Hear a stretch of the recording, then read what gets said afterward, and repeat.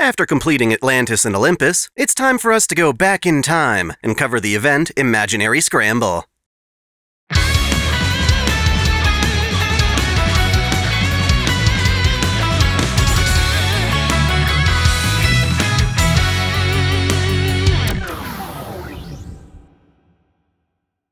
Welcome back to OtakuDaiKun, Dai here.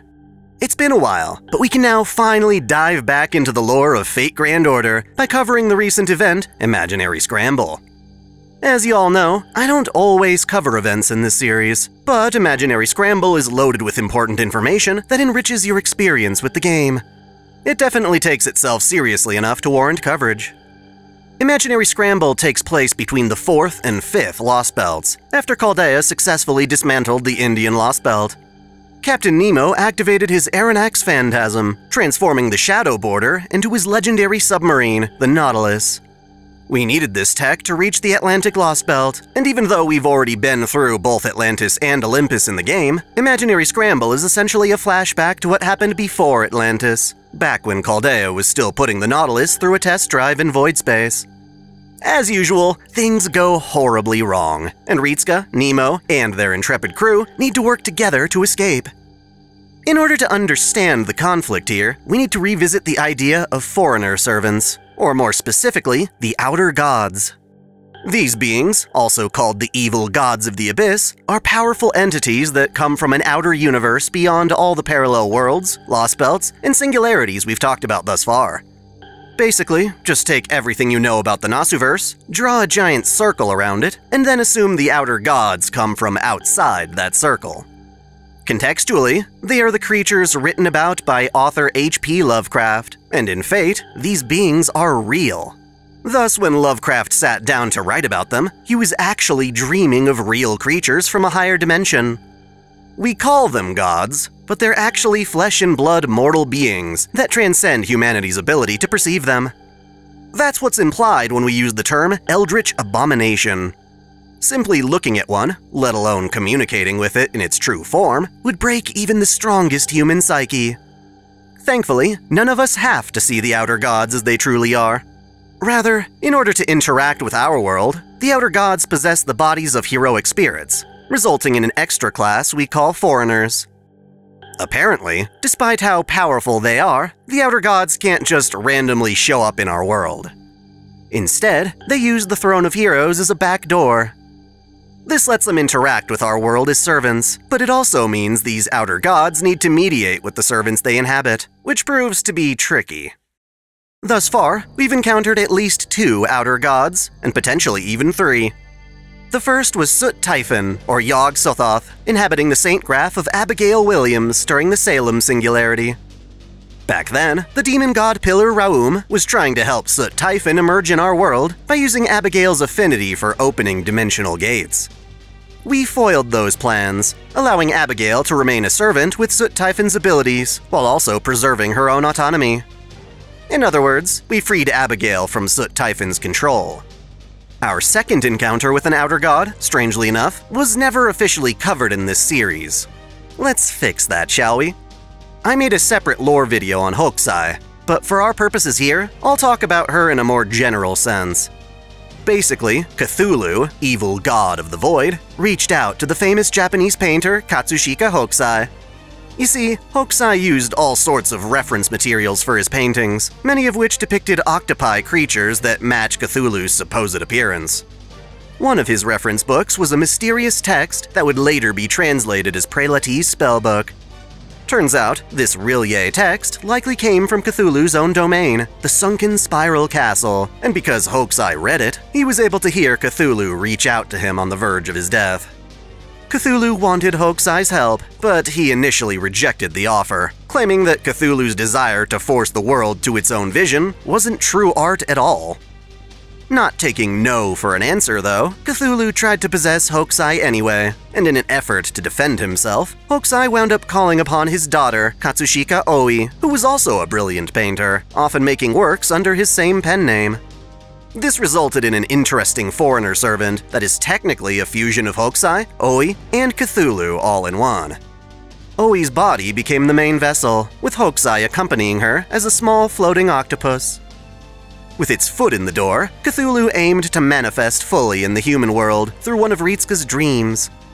There, Ritsuka dreamed of the Edo period in Japan, meeting this Hokusai servant and nearly falling for Cthulhu's scheme. Ultimately, however, Hokusai and Oe resisted Cthulhu's presence, driving the evil god from their body while retaining its power. Since then, Hokusai has joined us on a number of adventures, mainly the summer events, in which she fought as one of the Swordmasters in Las Vegas. When she became a summer servant, her altered saint graph depicted her as a Chunibyo sword fighter in a bikini. The base Hokusai finds this incredibly embarrassing. Speaking of summer events, we may or may not have encountered a third outer god, Nyarlathotep. When BB created the Luluhawa singularity, she assimilated with the Hawaiian goddess Pele, and also claimed to have merged with an outer god she witnessed from Chaldea's observatory. I'd go with that, but at the same time, FGO strongly hints that BB may not have actually connected with Nyarlathotep, and was instead mistaken about that part of her summer form. Either way, she at least believed herself to be fused with an outer god, leading to her trapping Ritsuka in an eternal, repeating summer. Unlike the previous cases, though, this wasn't necessarily an outer god trying to use a servant to infiltrate the human world. That very same summer event introduced us to Mysterious Heroine XX, who is essentially just a more grown-up version of Mysterious Heroine X. Honestly, she and all her buddies from the Servant-verse are a big running joke, which is why I haven't focused on them much. Long story short, the Servant-verse is an alternate universe where servants can exist without masters. This means that there are more servants than there are ordinary humans, causing all manner of hijinks to ensue. MHX is a version of Artoria who comes to our universe to hunt saber-faces in an attempt to balance the population. Likewise, MHXX is an older version of her, further from the future. She takes a crummy job working for the Galaxy Police in order to hunt down foreigner servants such as herself. She loves money, since she's so damn poor, and will pretty much always suspend her ideals in the pursuit of a better paycheck. Chaldea recruited her by offering her a superior job and proper living conditions.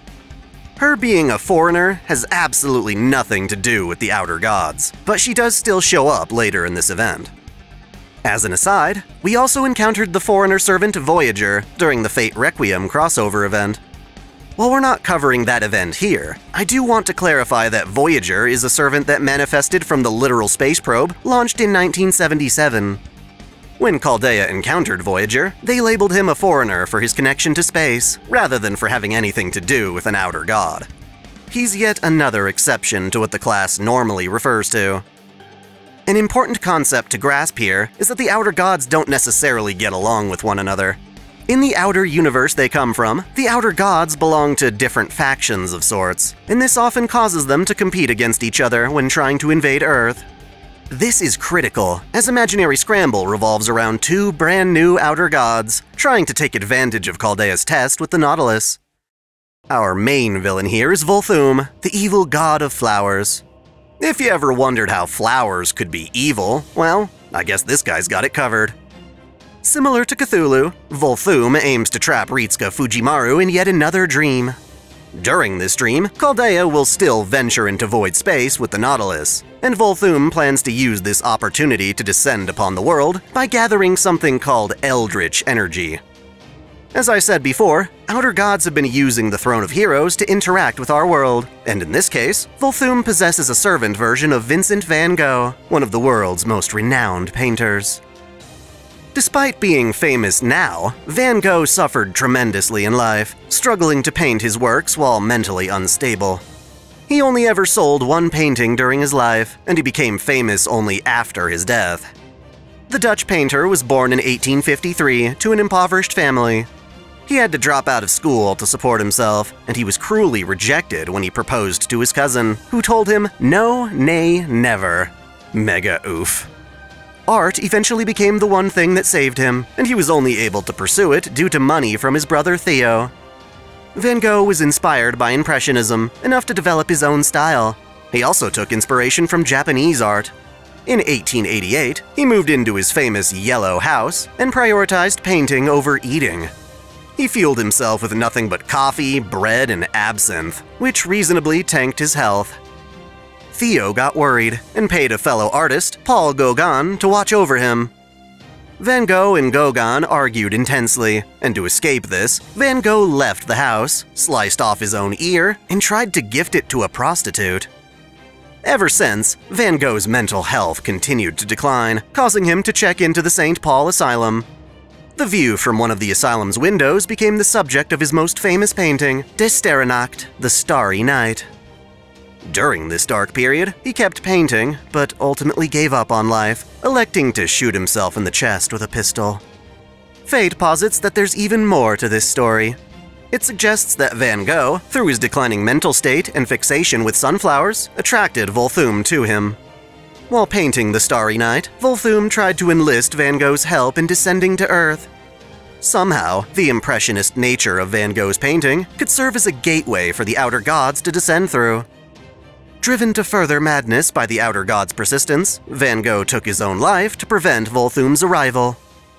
As a heroic spirit, Van Gogh's noble phantasm, based on that very same painting, has the ability to erode reality through a reality marble reflecting his unique perspective on the world. Volthoom still wants this power, as it can manipulate the saint graphs of other foreigner servants. With Van Gogh's cooperation, the outer god can gather its buddies, using the Void Sea as a base of operations, until finally venturing from void space into reality. Problem is, just as in life, the servant version of Van Gogh would also refuse to help, opting to instead kill himself. It was such a critical part of Van Gogh's history that, as a servant, it manifests in a suicidal tendency. Volthoom needed a way to prevent this, and solved the problem by summoning Van Gogh as a part of a composite servant made up of two different identities, one with Van Gogh's memories and talents, and another meant to keep him from suicide. This second aspect of Van Gogh's spirit origin is Clytie, a water nymph from Greek mythology. In legend, Clytie was the lover of the sun god Apollo. Sadly, Apollo's feelings for her dwindled over time, and eventually, he began to have an affair with a different woman named Leucothoe.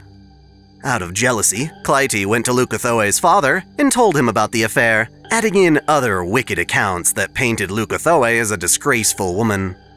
Even though these stories were embellished with lies, Leucothoe's father believed them and had her punished by death, buried alive in the sand.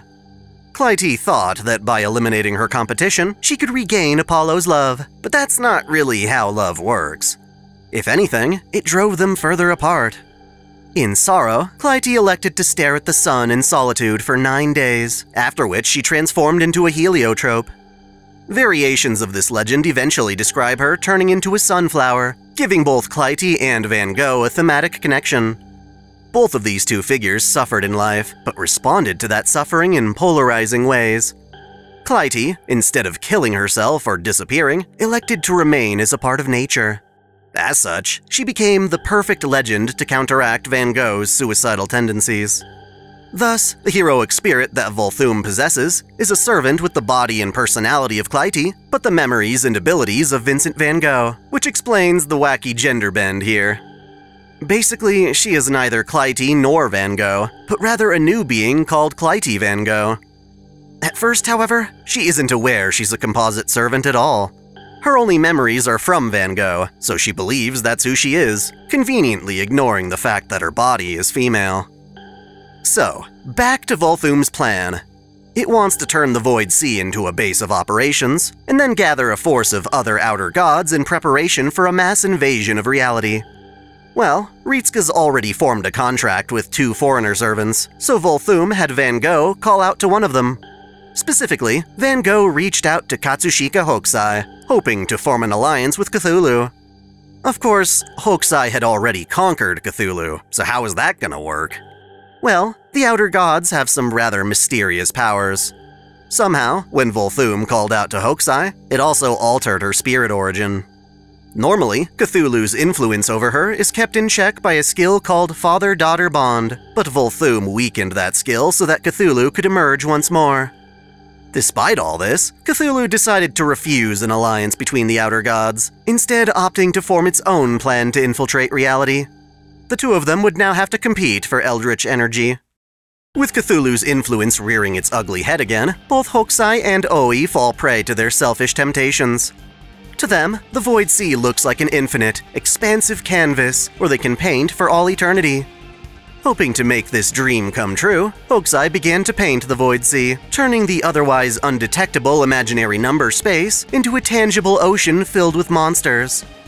Her obstacles would serve to essentially trap Ritsuka and the Nautilus in void space for as long as she wanted to continue painting. Since it was a dream, Ritsuka could be stuck there surviving for thousands of years if Hokusai had her way. So yeah, this is exactly how the Nautilus runs into trouble almost immediately after making its zero sail. Ritsuka and Nemo have to work together to navigate different layers of the Void Sea in search of an escape to reality. Van Gogh is somewhere out there in the Void Sea by herself, an unknowing puppet in Volthoom's scheme. Hokusai, on the other hand, decides to further sabotage Ritsuka by disguising herself as one of Nemo's crewmates. Recall that Nemo is a phantom servant summoned by Sion from the Atlas Institute. Atlas alchemists specialize in a skill called memory partition, which lets them juggle multiple trains of thought at a time. This wound up giving Nemo the unique ability to clone himself, becoming his own crew called the Nemo series. Of them, Hokusai tries to blend in as one of Nemo's generic Marines. Unlike the other Nemos, such as the Professor, the Engineer, or the Nurse, the Marines all share the same appearance, personality, and thoughts. Thus, unless you thought to count them all out individually, it would be really hard to tell that an extra Marine was running around on the Nautilus. All of this happens before Chaldea actually begins their test sail. To recap, our main bad guy is the outer god Volthoom, who seals Ritsuka Fujimaru in a dream before they conduct their test. Volthoom aims to use the Void Sea as a home base to gather other foreigners and eventually use Van Gogh's noble phantasm, De Sterrenacht, to make a pathway between the Void Sea and reality space. Problem is, Van Gogh would never willingly serve the outer gods and would definitely kill himself to stop them. Thus, rather than summoning Van Gogh as a single servant, Volthoom summoned him as a composite servant, paired with the legend of Clytie, a Greek water nymph who refused to die in the face of tragedy. In an attempt to partner with Cthulhu, Volthoom had Van Gogh call out to Chaldea's servant Hokusai. Even after Volthoom helped Cthulhu take control again, Cthulhu refused to partner up, allowing Hokusai to paint the Void Sea into a tangible form. Hokusai, wanting to paint like this practically forever, created a treacherous environment that would serve to slow Ritsuka down when the Nautilus finally made its dive. This is where the event starts for us players. Ritsuka wakes up, not realizing it's all a dream, and proceeds to the docks to prepare for the Nautilus's test drive. Chaldea uses their supercomputer, Trismegistus II, to recommend servants for the mission. Abigail Williams really wants to come along for the ride, but the computer specifically rejects that idea, instead choosing Osakabehime, Xiangyu, and Skahak Skadi. We met Xiangyu and Skadi in previous Lost Belts, but this is the first time I'm mentioning Osakabehime in this series, so let's cover her real quick. She's more or less another joke character, a yokai from Japanese folktales who haunted Japan's Saga Prefecture. After being enshrined at Himeji Castle, she became renowned as a famous fox spirit, or kitsune. However, because Tamamo no Mae wants to be the only fox spirit around, Osakabehime instead manifests as a servant with a bat motif. She aspires to continue her days as a shut-in, and we first met her during one of the Halloween events, in which she tried to make Halloween every single day of the year, because to her it was a day when people don't work. It was a stupid idea, so we foiled her scheme. As a Chaldean servant, she spends her time creating doujinshi, only ever coming out of her dwelling when she gets hooked on survival games at Las Vegas. She seems like an odd choice for this undersea adventure, but Chaldea chooses to stick with the computer's roster.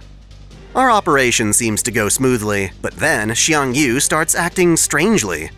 Recall that the Xiangyu Chaldea winds up summoning is the same one they met in the Chinese Lost Belt. He's a centaur-based warrior, built using Qin Shi Huang's advanced cybernetics. One of the perks of being a machine like this is that Xiangyu can run speedy calculations that help him predict the future. By observing all of his surroundings, he can hypothesize different scenarios that further observations either confirm or deny. Normally, he uses this ability to read his opponent's moves, but in this case, Xiangyu winds up predicting a lot of what happens during the event. Without any time to explain himself, however, he begins forming countermeasures. He places a heavy crate in the Nautilus's control room, and then paints a strange symbol on the wall. Basically, Xiang Yu was able to predict the various obstacles, monsters, and traps that Hokusai painted into the Void Sea. Before Xiang Yu can explain himself, the Nautilus is attacked, forcing Nemo to take evasive maneuvers during zero sail. It's risky, but better than being killed, I suppose. Thankfully, the Nautilus emerges safely in void space, for now anyway. Xiang Yu visits the bridge again, this time telling everyone to cover their ears. He screams loudly and paints instructions on a bamboo scroll he gives to Ritsuka. Then, in order to conserve energy, he goes into one of the side rooms and enters suspended animation. Following his advice, Ritsuka recommends they stop the ship, but Nemo asserts there's nothing to worry about. Even though their sensors appear to be malfunctioning, the Void Sea should be empty. Regardless, Nemo complies, but not in time to avoid colliding with something outside. The crash damages the ship's hull, causing the rainbow substance surrounding them to flood in. Critical parts of the Nautilus are compromised, including where they stored food, weapons, and navigational computers. Somehow, the Void Sea is now hostile, and the collision has left us vulnerable, while more mysterious threats emerge. Because the Void Sea's waters are now deadly to touch, Ritsuka can't even send out servants to fight. In desperation, they open the crate that Xiang Yu left behind. Mashu's sexy swimsuit is inside, along with a letter from BB explaining that it's a secret weapon. In the letter, BB claims to have nothing to do with this attack, but says she'll still help from her comfortable domain on the moon. Embarrassed, Mashu changes clothes and discovers that when wearing her swimsuit, she can survive being exposed to the space outside. That said, while Mashu can fight, it's like she's fighting an invisible enemy, making things difficult. Even worse, with their navigation systems down, they have no way to see where they're going. To make matters worse, they have limited time before the Nautilus can no longer function or support life. Ritsuka thinks back to Xiang Yu's screams and opens the scroll. Written on it is a traditional sea chart with a recommended escape route. They figure that when Xiang Yu was roaring, he was calculating their position via echolocation. Even though the crew desperately needs to conserve mana, Ritsuka reasons they need to summon another servant for backup. Turns out, Nemo Professor possesses the same intuition that Trismegistus has, so they all trust her to pick which servant they pull. Through a summoning ritual, Ritsuka winds up pulling a servant that is yet to be included in Chaldea's records. It's young Guifei, one of the 4 most beautiful women in all of ancient China. Her real name is Yang Yuhuan, only gaining the title Guifei after becoming an imperial consort. Despite coming from humble beginnings, young Guifei was considered so beautiful that she stole the heart of the Tang Emperor Xuanzong. When his wife died, the emperor picked her out of thousands of other concubines and quickly established her at the top of the imperial hierarchy. She was given servants to tend to her needs, ladies-in-waiting, and enjoyed every luxury the emperor could afford. In fact, Xuanzong was such an outrageous simp for her that he squandered the nation's wealth frivolously, leading to corrupt officials taking advantage of his lack of political dedication. Young Guifei also took advantage of this, using her beauty to give her relatives a better status in life. Due to her influence, she had her cousin young Guozhong take up a leadership role, which in turn created tension between the emperor and General An Lushan. Ultimately, this led to An Lushan forming a new dynasty, attacking through what became the Anxi Rebellion. Because of this, young Guifei is often blamed for the Tang dynasty's downfall. Regardless, she truly loved her emperor, and the two of them enjoyed performing music together. In addition to being a talented singer and dancer, she also has remarkably sensitive hearing, which, as a heroic spirit, helps her sense the Nautilus's surroundings in the Void Sea. She agrees to help and forms a temporary contract with Ritsuka, but there's a lot more going on beneath the surface. Young Guifei is yet another foreigner servant, one under the influence of the outer god Cthulhu. Before marrying Xuanzong, young Guifei trained as a Taoist nun, earning the rank of Taijin. It is said that even after her death, her soul became an immortal Xian who waited on Mount Penglai hoping to reunite with her beloved emperor. In other words, she's just as much a simp for him as he was for her. Taking advantage of that love, Cthulhu had young Guifei believe that it was her emperor. Thus, while she befriends Ritsuka and helps out, she only does so while waiting for a chance to grant her emperor's wishes. This means we've got Volthoom, Cthulhu, and Cthugha all competing against each other to accumulate eldritch energy and invade humanity. It's not an easy competition either, as they have to act vicariously through Van Gogh, Hokusai, and Yang Guifei respectively. Anyway, Yang Guifei uses her hearing to detect a voice from within the sea, warning them of an incoming attack. To give Mashu a hand, Skadi and Osakabehime change into swimsuits, but at this point in the story, Skadi doesn't have a proper swimsuit of her own. She tries to transform into Skahak's summer form, but it costs her so much of her power that she's effectively useless in combat. Thankfully, in addition to her impressive hearing, Yang Guifei can also call upon her ladies-in-waiting as flame spirits. With them, she's able to illuminate incoming enemies, allowing the other servants to see them. Thanks to all these resources, the Nautilus is able to explore the Void Sea and track down the source of that voice they heard earlier. Together, they rescue the person behind that warning, which just so happens to be Van Gogh. Unlike the other servants, who require specialized swimsuit forms just to step out into the Void Sea, Van Gogh has been floating in the sea all on her own. At first, everyone struggles to trust this female Van Gogh, as her gender contradicts what they know about Van Gogh historically. Even so, it's clear she can fight in the Void Sea without the compatibility chips installed in their summer forms, so Ritsuka decides to trust her, forming a contract. In private, Nemo talks to Ritsuka, explaining that he's pretty sure why Van Gogh is a girl. He correctly guesses that Van Gogh is a composite servant with Clytie, but they keep this a secret from everyone else until they know for sure. At the very least, they don't want to confuse Van Gogh, who seems to be struggling with her identity as is. Even with Van Gogh's help, exploring the Void Sea is dangerous. For one, the monsters seem to be attracted to sound, so the Nautilus needs to operate quietly. During some downtime, Yang Guifei gives Mashu a mock cocktail to drink. Even though it has no alcohol, the mere concept of a cocktail is enough to get Mashu drunk on the atmosphere. At the worst possible time, Skadi comes along holding a self-destruct switch that should have never been installed on the ship in the first place. In a drunken stupor, Mashu presses the button, causing an explosion that alerts nearby monsters. Honestly, we're lucky to be alive after that. Because Yang Guifei's navigation relies on hearing, the Nautilus has to ping noise for her to get a reading. Deciding that's too risky, the crew then reasons that Osakabehime can be used for navigation instead. Her noble phantasm, the great Hachitendo of Hakuro Castle, allows her to manifest a replica of Himeji Castle through a reality marble. If she deploys that reality marble in void space, she can effectively scan an area as wide as her replica. To best utilize this method, though, she needs to actually go outside, which is kind of against her typical MO. In other words, we wind up tossing a reluctant shut-in into the deep end before reeling her in. Knowing everyone's lives are on the line, she puts up with it. To solve their food shortage, Van Gogh recommends eating the monsters they kill, given that's what she's done up until now. They can also use the monster's entrails as a lifeline when yeeting the bat.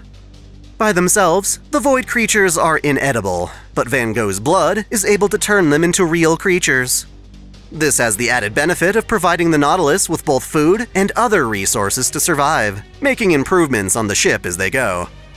We proceed through the Void Sea until encountering a whale-like monster larger than the Nautilus itself. With no way of defeating it, we instead send out all our servants to try and at least fend it off. That doesn't work, and as they try to retreat, their lifelines get snagged, preventing them from re-entering the Nautilus. Nemo needs to activate his noble phantasm and charge through, but doing that would mean abandoning all the other servants. Ritsuka doesn't have enough command spells to summon them all back, so Van Gogh suggests using her noble phantasm to rescue them. She's confident it'll work, but before she activates it, she has everyone close their eyes, so we don't actually see what she does. Still, it works. All the servants are rescued, and Nemo rams through to get past the whale. Going forward, we'll need a better way to fight against these whale-type enemies. Ritsuka is tasked with summoning a servant who can provide anti-ship artillery. This time, we wind up pulling Minamoto no Raiko. Specifically, we need her in her summer form, so Ritsuka uses a command spell to dress her in a swimsuit. Raiko's had this bikini since the second summer event, where she ran around Chaldea acting as a prefect of public decency. Despite showing just as much skin as everyone else, if not more, she tried to police everyone else for being indecent. Well, this side of herself returns on board the Nautilus. In terms of combat, though, Raiko is the child of Gozu Tenno, an incarnation of the Hindu god of lightning, Indra. As such, she inherits the ability to manipulate lightning, which proves useful for scouting out the Void Sea by creating waves of lightning. Her summer form's noble phantasm is the Vajra of Indra, the divine weapon of Gozu Tenno. By stepping out onto the deck of the Nautilus, she can use this noble phantasm to fire off blasts of lightning that function like torpedoes. Finally, this gives us a way to fight off large monsters, which Nemo refers to as enemy ships. Overall, Van Gogh is delighted to be under Ritsuka's care. Unlike in real life, she feels valued, with a role to perform on the ship that earns her praise. However, she still has a tendency towards self-loathing, and to cheer her up, young Guifei asks Ritsuka to take Van Gogh out on a date. There's not a whole lot to do on the submarine, but Ritsuka makes the most of it, causing Van Gogh to have so much fun it causes a spirit origin ascension. Sadly, before they can really celebrate, the date gets put on hold by another monster attack. Young Guifei treats Van Gogh like a sister, relishing in camaraderie between fellow foreigners. In truth, however, we know that Guifei's just trying to learn as much as possible about her own rival. Nemo is worried that Van Gogh might be mentally unstable and dangerous. He recommends keeping her quarantined, but when Ritsuka refuses, Nemo challenges us to a fight. If we lose, he'll take full command of the operation, but if we win, Van Gogh gets free reign of the ship. Obviously, we kick Nemo's ass, and he apologizes for testing our resolve like that. Regardless, just to be sure, Nemo tasks Raiko with spying on the Nautilus's crew in case there's a traitor among their ranks. Despite her new ascension, Van Gogh is able to return to her previous form to conserve energy. Nifty. Originally, Nemo estimated they could only survive for 150 hours, given their lack of resources, but since that's no longer an issue, we hold a celebration in the mess hall. While monster food isn't the most appetizing, Nemo Baker and Skahak Skadi have been working together to find ways of extracting proteins, which they can use to make new arrangements that resemble food we're more comfortable with. The crew has also been hard at work making a sound system for karaoke, which Raiko uses to sing without alerting any monsters outside the ship. Despite being perfectly quiet, Nemo notices that more and more monsters are starting to attack the ship. He suspects someone on board might be controlling the monsters, so he set up Raiko singing as an attempt to expose the culprit. Her song was pre-recorded, designed to cancel out any other noise, to determine whether the monsters could really navigate on their own now, or if someone else was calling the shots. Another enemy ship blocks their path, and in order to defeat it, the combat team needs to fight independently from the Nautilus. With her new ascension, Van Gogh is able to paint a platform in void space that the servants can stand on while fighting. This allows Nemo to move around while the servants fight, but when he activates his noble phantasm to ram the whale, the resulting shock breaks Van Gogh's platform, casting all the servants out into the void sea without a lifeline.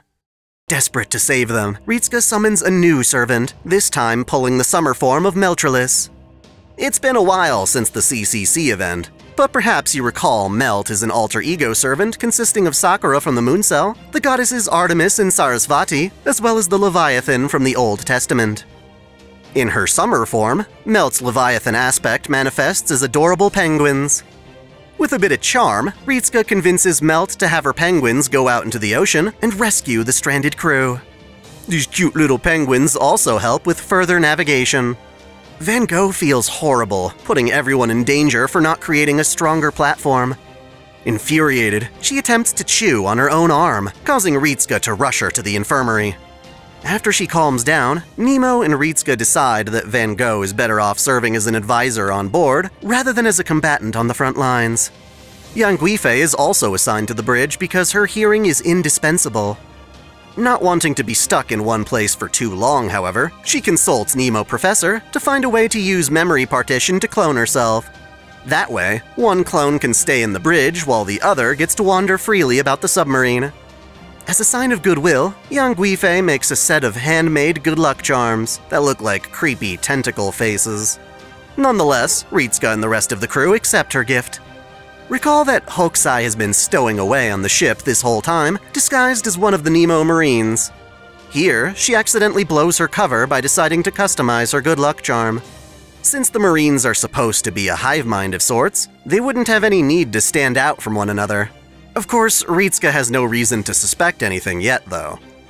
In the third region of the Void Sea, the Nautilus is attacked by the largest ship yet.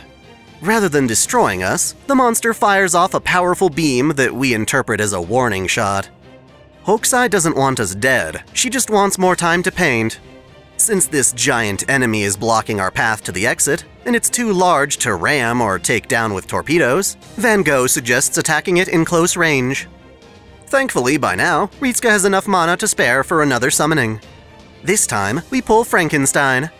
Normally, she's a grunting berserker, but when she dons her swimsuit, she becomes a saber who can talk with us. The plan is to have Fran slice a hole into the enemy, big enough for Raiko to fire her shots into it. This works, but as the monster dies, it lets out a loud shriek that attacks young Guifei's sensitive hearing. Normally, she'd be able to endure such an attack, but because she'd been sharing her strength between two bodies, the damage is critical. Not wanting her to disappear, Ritsuka unloads command spells on her to no avail. Luckily, Van Gogh steps up, finally revealing that her noble phantasm, De Sterrenacht, has the ability to strengthen or deify foreigner servants. She kept it a secret because anyone else who witnesses it can wind up corrupted. Desperate times call for desperate measures, though, so she uses the painting to strengthen young Guifei's spirit origin. This allows young Guifei to survive, and even causes a Saint Graph ascension. For just a moment, she speaks more regal and divine, but then chooses to return to her base ascension since that's what everyone's used to. It goes without saying, but no more cloning for this girl.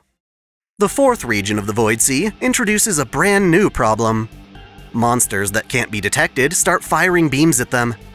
Unable to fight back, the Nautilus comes to a halt, suspecting that the monsters are only attacking them because they're trying to reach the exit. Thus, when the crew obeys the warning shots, they're safe. Just when we think we've found a moment of rest, however, monsters start appearing inside the Nautilus. Tracing them to the point of origin, we discover Van Gogh isolated in the warehouse. She keeps trying to kill herself, but won't die no matter what she does. Instead, monsters form from her blood as she begs Ritsuka and Nemo to finish her off. After the other servants purge the ship of monsters, Van Gogh falls unconscious. While she rests in the infirmary, the rest of the crew debates how to proceed. The Nemos begin to argue whether Van Gogh is safe to keep around or not. Ritsuka, on the other hand, wants to learn the truth of what's going on. After all this time, we finally figure out what Xiang Yu's wall painting was supposed to mean. Apparently, Xiang Yu painted the stone pieces to the board game Gogh. Gogh is an ancient strategy game played by placing white and black pieces on a grid. Rather than placing these pieces in the grid squares, they're instead placed at the corners, and the object of the game is to occupy as much territory as possible. Turns out, when Hokusai painted the Void Sea, or at least this region of it, she made it in the form of a Go board. When the professor recalculates the attacks they've been receiving on the map, she discovers that there are monsters hidden in the space between squares. Skahak suspects that one of the foreigners on their ship looked at the monitor, and because it reminded them of a Go board, they decided to have the Void Sea reflect that interpretation. Well, now that we know this is a Go board, we can adjust our map to account for these hidden gaps, but the real issue comes from knowing the culprit is someone among us. Still not wanting to trust Van Gogh, the Nemo Marines start a riot. Even though Captain Nemo is supposed to be able to control them, their mutiny overloads his mental capacity, rendering him unresponsive for a time. Sadly, if we kill any of the Nemo Marines in this state, it'll only cause the Nemo series to become even less stable. Coming to the rescue, Xiang Yu, after sleeping all this time, wakes up and knocks out the Marines instead. He explains that he expected the matter to have been resolved already, but it clearly hasn't. It is here that he reminds us that there are only supposed to be 12 Marines, and yet there are 13 of them. One of them is a fake. Before embarking on this journey, Ritsuka spoke to Katsushika Oi and looked at some of her art. The alterations the fake Marine made to its good luck charm reminds Ritsuka of those drawings, allowing them to figure out that Hokusai is the culprit. The crew fights and subdues Hokusai, refusing to be victims in her scheme to stay in the Void Sea and treat it like a painter's paradise. Hokusai admits that Van Gogh was the one who called her out to the Void Sea, but states it was a different part of Van Gogh. This causes Van Gogh to suspect her own identity, and when she asks Ritsuka what sort of heroic spirit she truly is, the malfunctioning Marines all start repeating the name Clytie.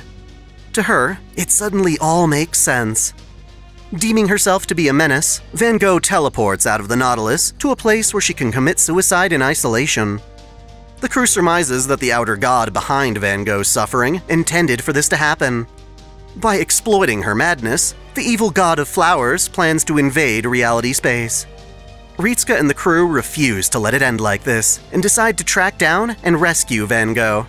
To do that, though, we'll need Hokusai's help. Skahak-Skadi and Nemo Professor figure out that Hokusai became corrupted by her outer god when her skill father-daughter bond got weakened. To counteract this, they created a mystic code that will help keep Cthulhu at bay.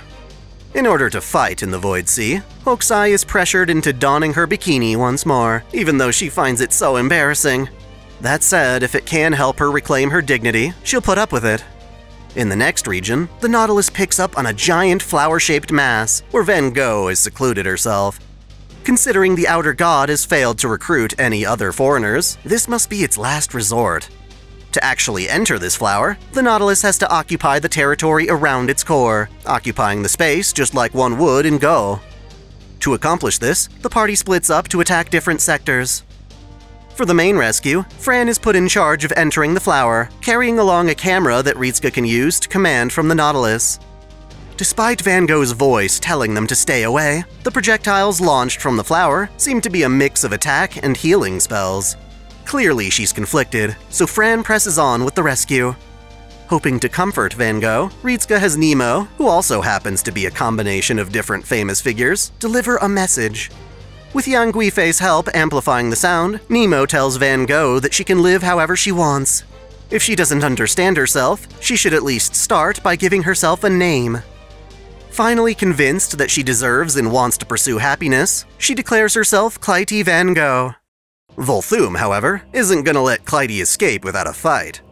Hoping to barter, it explains that even though it's failed, it will still be able to invade Earth within a millennia.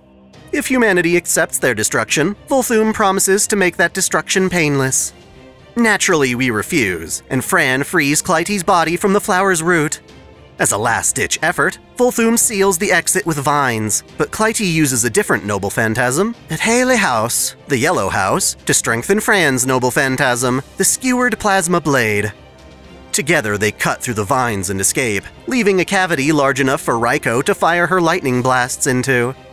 Volthoom is destroyed, and Clytie Van Gogh is free from possession. All that's left to do is to return to reality space, but in order to do that, they still need to turn the Void Sea they've been exploring back into a space of imaginary numbers. Basically, we've got to put it back to how it was before Hokusai painted it. Clytie says that, since the Void Sea is filled with a tremendous excess of mana, she can repurpose that mana into a Holy Grail.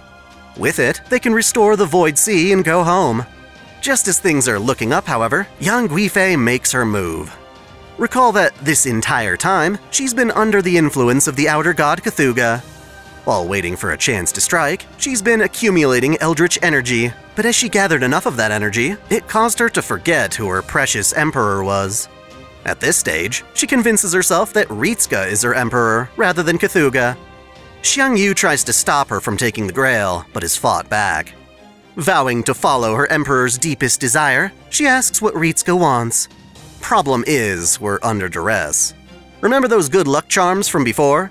Well, she's been using them to sow chaos and control the crew, forcing Ritsuka to wish for destruction and depravity. Fran destroys these dolls, but by then it's too late. Hearing Ritsuka's confession, young Guifei prepares a twisted foreigner festival. Using Clytie's Grail, she summons Abigail Williams and mysterious heroine XX before using a curse to corrupt all the foreigners. This works on everyone but Clytie, who remains strong while the other foreigners succumb to their darkest desires and venture out to the Void Sea. Back in the Nautilus, Ritsuka forms a countermeasure. Since Clytie is still sane, they place their bets on the fact that if Dysteranacht can empower the bond between a foreigner and its outer god, then surely it can also be used to sever that link. Thus, the party explores the Void Sea one last time, going to each of the foreigners and freeing them from their corruption. That just leaves young Guifei. For her, Ritsuka has another asset to work with. When young Guifei summoned Abigail in MHXX, she also accidentally summoned Wu Zetian. We met her way back in Agartha, but as a reminder, Wu Zetian was the first and only female empress in all of China's history. She ruled during the Zhou dynasty, which later became the Tang, the very same dynasty Yang Guifei is blamed for demolishing. Yang Guifei's husband, the Emperor Xuanzong, was actually Wu's grandson, making her Yang Guifei's grandmother-in-law. With a bit of filial piety on their side, Ritsuka's party defeats the final foreigner, only to discover that rescuing her isn't going to be nearly as easy as with the other foreigners. Nearly 90% of her spirit origin is occupied by Cthulhu's presence. That helps explain why she, an otherwise stable woman in history, would lose her sanity like this. Sadly, it also means that separating Cthulhu from her would probably kill her in the process. Thus, instead of removing Cthulhu altogether, Wu aims to bind it. By combining her noble phantasm with Clytes and Fran, she imposes a series of strict operating restrictions on Yang Guifei's spirit origin. While Yang Guifei, by nature, will continue to cherish and pursue her emperor, she won't be able to act upon those feelings until she's matured as a person. In other words, she'll need to become strong enough so that she can safely remove Cthulhu before getting lost in her obsession. With that crisis averted, the team gathers back in the Nautilus. Clytes' Holy Grail restores the Void Sea to its original form, allowing Nemo to bring everyone back to reality via a zero sail. Ritsuka wakes up, ending the dream, but as a parting gift, we wake up with Clyte in our bed. I guess she meant to disappear along with the dream, but wound up returning to reality along with the rest of the crew. The chapter ends with a cute cuddle session, as it should. It's worth noting that even though we were using the Void Sea monsters to upgrade the Nautilus, none of those upgrades remain after the zero sail, so the Nautilus itself remains just as it was before the testing started. It's kind of funny we went through this whole ordeal, knowing that as soon as we actually reach Atlantis, we immediately get our asses handed to us by Lost Belt Artemis. I decided to leave this out earlier, but at the end of every chapter of this event, we get to experience what Chaldea's home team is thinking while we're in void space. Da Vinci and Sion read the computer, which tells them they're currently in a dream. Hearing this, Sherlock basically goes, "Fuck this shit, I'm out," while the others debate whether there's anything they can actually do to help. Gilles de Rais shows up, offering his expertise on the Outer Gods. Recall that his magecraft is based on Prelati's spellbook, a wicked grimoire translated from Rillier tongue.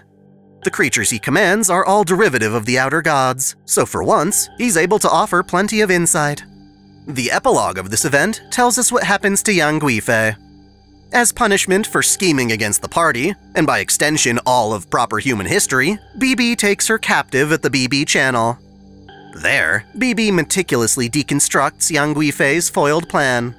The two of them both have a chaotic good alignment, doing wicked or troublesome things for what they believe to be a good cause. After deliberation, BB concludes that while she does loving things that are perceived as evil, Yang Guifei does evil things that get foiled by her love.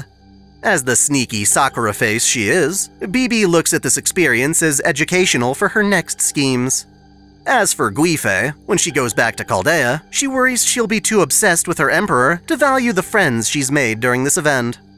BB feels sorry for her, and what should be a meeting of enemies turns into a reluctant friendship. With Imaginary Scramble now behind us, we can finally return to the story proper.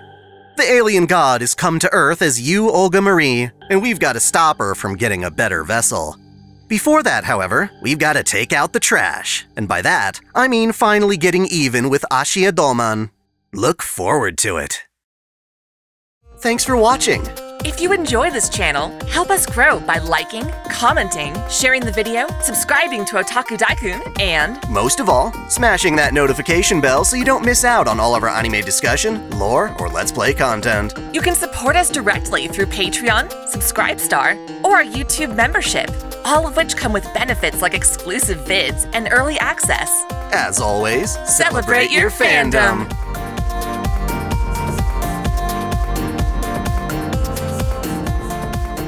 I want to give a special shout out to all my $10 and up supporters. VideoGamer75, Stephen Elak, Samuel Gersten, Otaku Mom, Jens Bauman, Mystic Samurai 1983, Lord Ormagoden, Freebrick, RNGer Shuffles 1498, Alexis Yukio Gomez Yamato, Johnny Tsunami, Link Pendrago, Brandon Baker, Observer Bellis, Flash Daniel, Matthew McAfee, Game King 352, Caitlin P, Vladimirovna, Succubus Sakura, Normace, Jonathan Padua, The Taz 96, and SF Giants Fan Mike. Thank you all so much.